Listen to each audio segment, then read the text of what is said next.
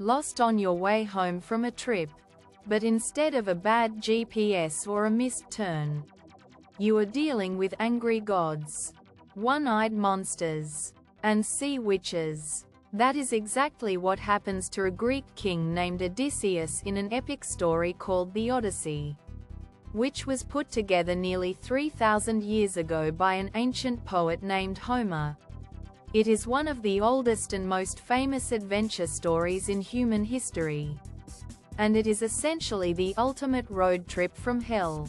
To understand why this journey took 10 whole years, we have to look at what happened right before. Odysseus had just spent 10 years fighting in the Trojan War. He was actually the clever guy who came up with the idea of the wooden Trojan horse to win the war. With the battles finally over, all he wants to do is get back to his island home, Ithaca, to see his wife and his son, who was just a baby when he left. He hops on a ship with his crew, thinking it will be a quick sail home. But Odysseus has a bit of an ego problem, and that pride gets him into huge trouble almost immediately. The real chaos starts when they stop at an island for supplies and end up trapped in a cave by a giant, one-eyed monster called a Cyclops. The monster starts eating the crew members, so Odysseus has to use his brains to save them. He gets the giant drunk, blinds his single eye with a sharp stick, and smuggles his men out by hiding underneath the bellies of sheep. It is a brilliant escape, but as they sail away, Odysseus cannot help himself. He yells out his real name to brag about his victory. Big mistake. It turns out that the Cyclops is the son of Poseidon, the god of the sea. Poseidon hears his son crying, looks down at Odysseus, and decides to make it his personal mission to destroy the journey home. From that moment on, everything goes completely wrong. The crew gets cursed by winds, trapped by cannibals, and shipwrecked by storms. At one point, they land on an island ruled by a witch who turns half the crew into actual pigs. Odysseus has to trick her into turning them back into humans.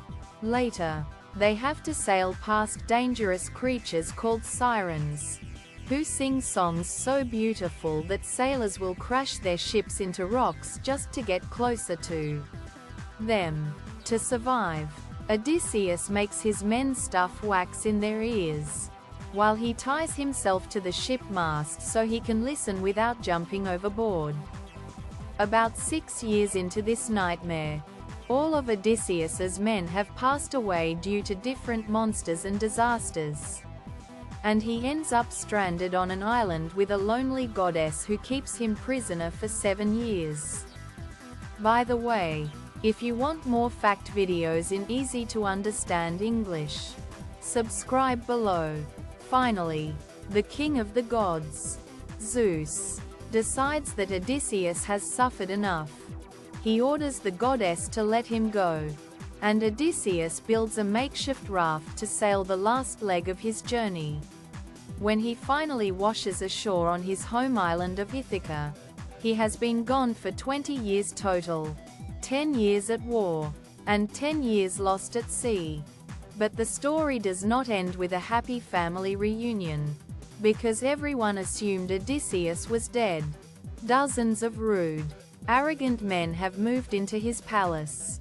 They are eating all his food, spending his money, and trying to force his wife to marry one of them so they can steal the kingdom.